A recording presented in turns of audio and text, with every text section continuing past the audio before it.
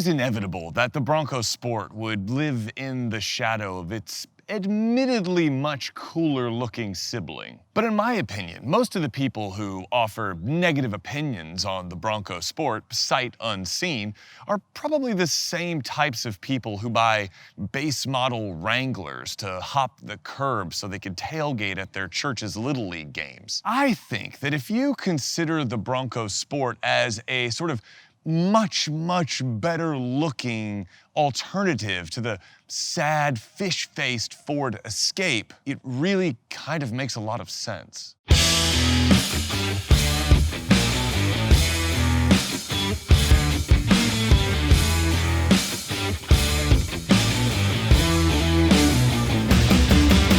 What's going on, everyone? Jax here, and today I am coming to you from cloudy South Carolina because I had to take the Bronco Sport on a little bit of a road trip because of Ella's volleyball, commitments. So here we are at some undisclosed location, I have no idea where, outside of Spartanburg, South Carolina, to bring you the review of the 2021 Bronco Sport.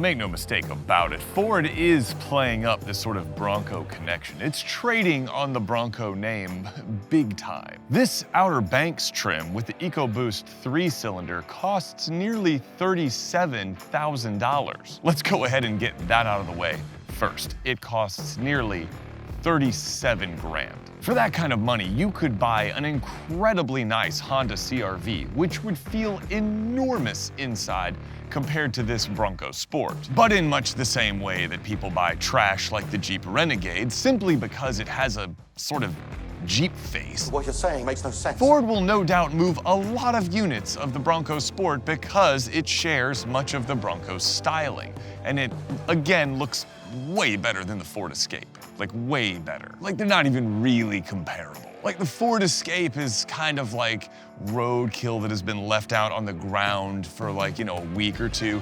And the Bronco Sport is like anything else at all.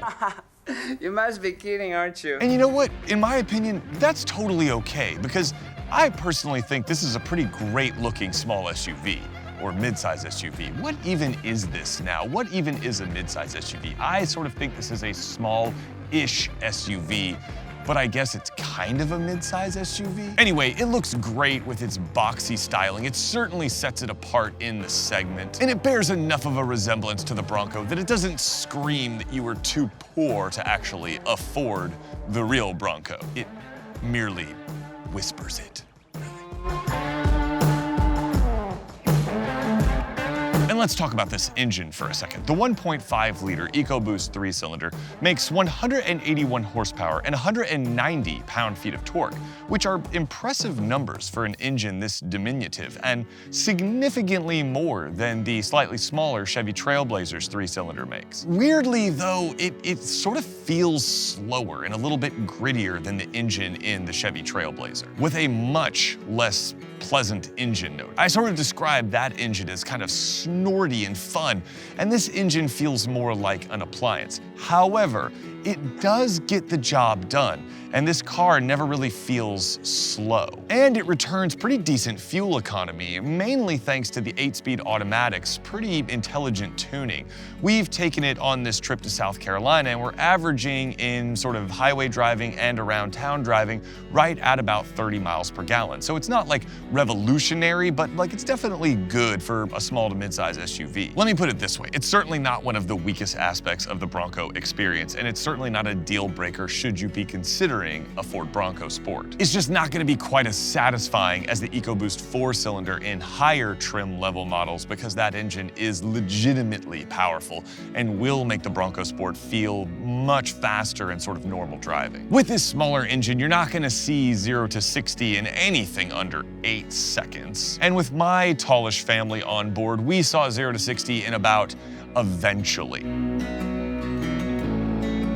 Like I said, if you look at the stats, the Bronco Sport sort of falls in between sort of compact SUVs like the Chevy Trailblazer and truly mid-size SUVs like the Honda CR-V or Toyota RAV4. But the boxy exterior dimensions sort of pay dividends in certain aspects, and the Bronco Sport has a very acceptable 32.5 cubic feet of cargo space in its sort of very usable boxy interior.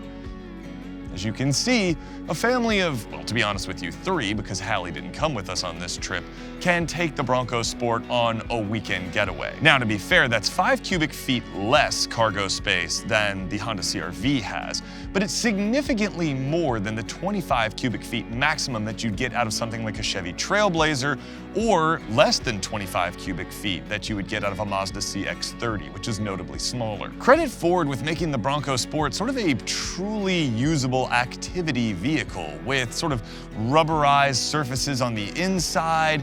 It's very easy to store things like coolers and mountain bikes. You also have the kind of clever bottle opener that everybody talks about that's built into the side over there. And in general, it feels like the type of SUV that is not as much of a pretender as you might think it is. Look, if you're being honest with yourself, you are probably more of a pretender than the Bronco Sport is. The Bronco Sport is actually the activity vehicle you need, not the Bronco. It's not like you can afford a Bronco anyway. It's not like you can get a Bronco anyway. They're like all sold out or whatever. So the Bronco Sport is probably the SUV you actually need, even if it's not the SUV you really want. And I mean, to be honest, the Bronco Sport has pretty reasonable approach and departure angles, even if you're not going to use those reasonable approach and departure angles. Or if you're not even quite sure what approach and departure angles are. Do you even know what that means? I mean, it's okay if you don't.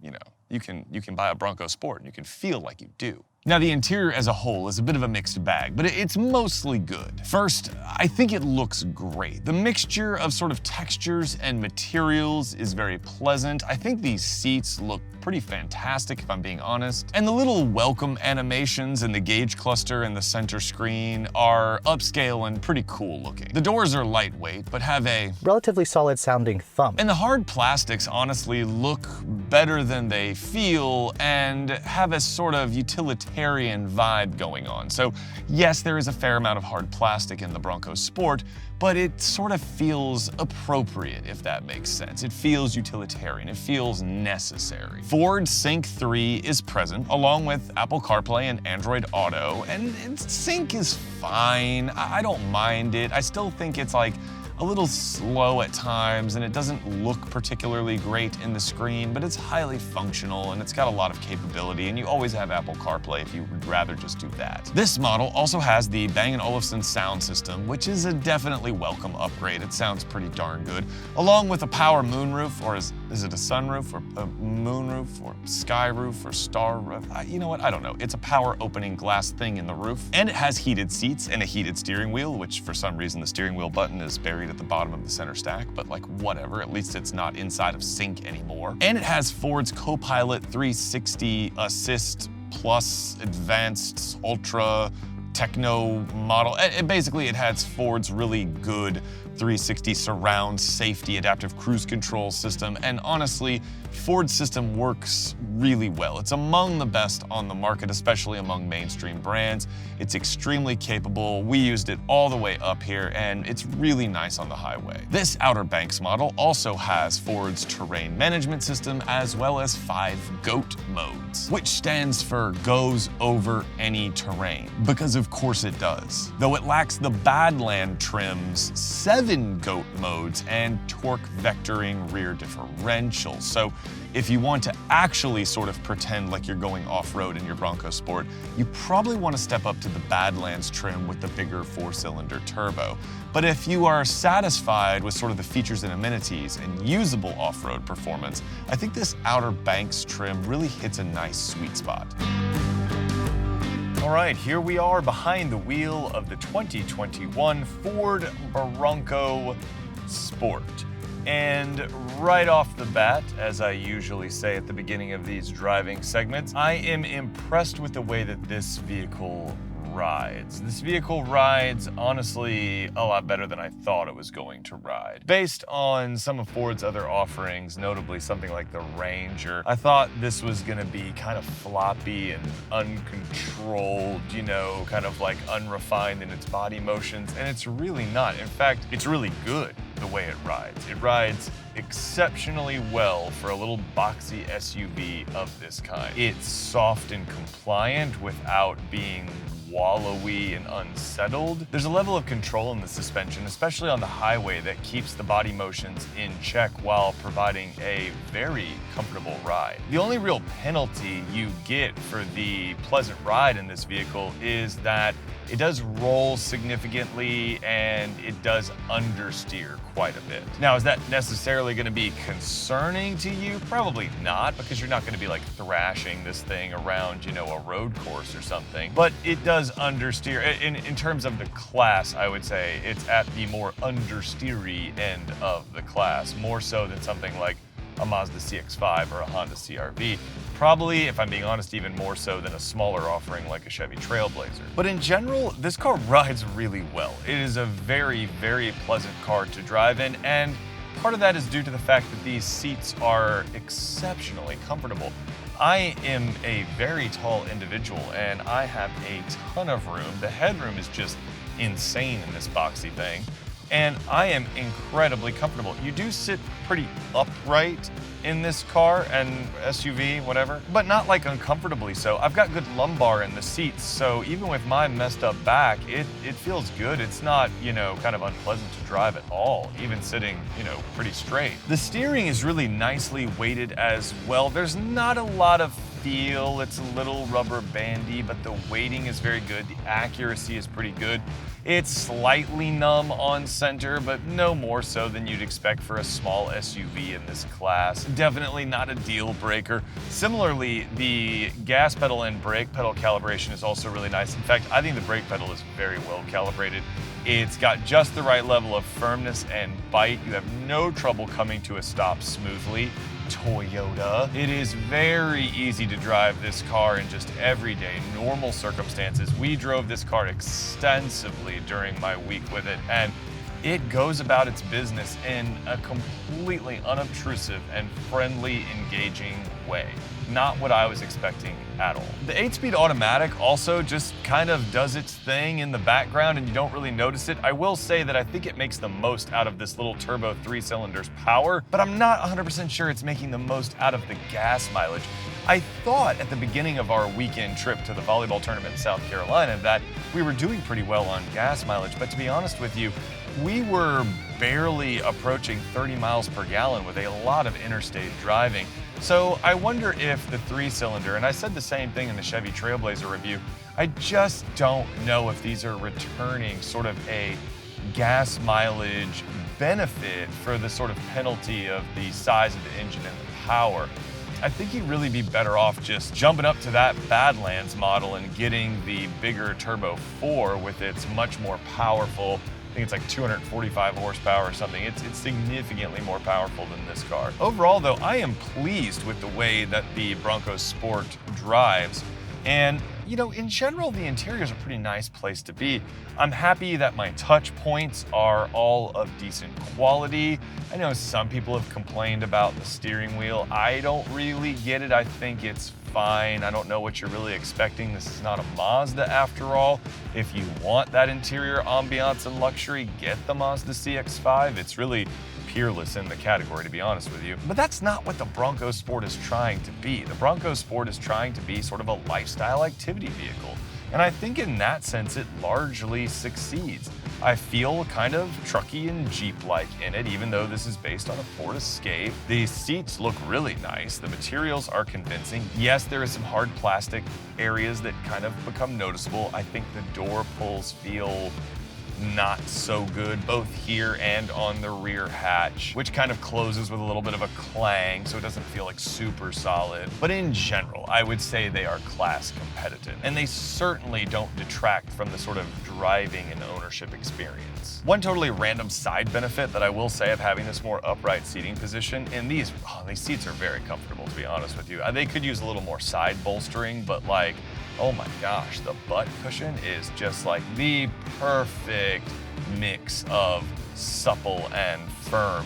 That sounded wrong for some reason. Anyway, the benefit of sitting in this sort of more upright position is that the touch screen, even if you're a shorter person, is like really close to you. It's like right here, and it's very visible, and the center screen is very bright and visible. I like the fact that I feel like very present with these screens. Like I am not hunting for information. It feels very simple, and the control stack in general is very simple in this car. Everything was pretty intuitive to figure out right away. So bravo Ford on keeping things kind of straightforward and easy to learn. Also, just for fun, Miss Jax did some major off-roading in this car. She just drove it semi-fast in a field of grass. So we'll show you that footage right now, and that's what most people are gonna do with a vehicle like this. They're not gonna be doing hardcore off-roading. To be honest with you, this Outer Banks trim, it's really good for that sort of thing. I could see people finding this to be an incredibly comfortable, convenient daily driver that on the weekends they take up to the mountains for some very moderate off-roady, outdoorsy activities. And you know what, now that we have a dog, I need to show you guys the dog. I don't think we've ever seen the dog. You know what, here's some footage of the dog. Isn't he cute? Oh, he's my buddy. But now that we have a dog, this is exactly the kind of car that I feel like a dog owner should have. But like a big dog, like our dog. His name is Cooper, by the way, and he's adorable. But I feel like a good dog owner needs a Bronco Sport with its plastic and rubberized interior that you can just vacuum out in no time flat, and the dog can sit in the back and he's like panting away and he's all excited because you're about to go somewhere cool. So should you buy a 2021 Ford Bronco Sport? If I'm being honest, I don't really think that's the best way to put it. I don't think that's the question that you need to ask yourself.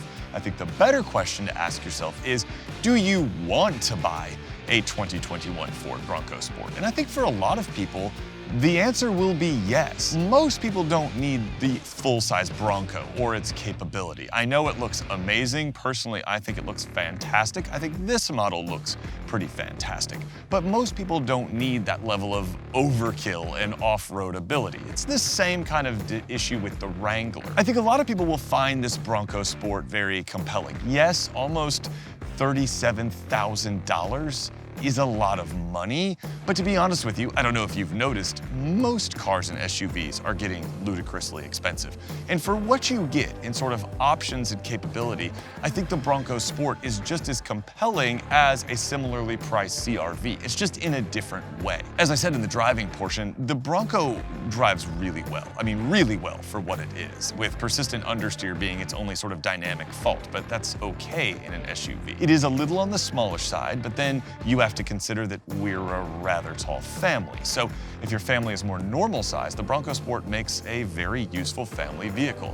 And if you lead an active lifestyle, I think the Bronco Sport largely puts its money where its mouth is. It's plenty capable, more so than most SUVs in its class, and it has the style and the sort of family resemblance to the Bronco. That's why, if you look at this thing, there's hardly any Ford badges on it. It just says Bronco. And you know what? I'm glad the Bronco is back. Or should I say, Broncos are back. Thanks, Ford, for not only bringing back a sort of iconic model, but bringing it back in a way that makes you feel that it has enough substance to back up the style. Guys, thanks so much for watching. I really hope you enjoyed this video. I really like when I have the opportunity to kind of take these cars out in a sort of semi-realistic, everyday living road test. I mean, we drove the wheels off this thing in the short amount of time that we had it, and I found it to be an incredibly charming and useful companion.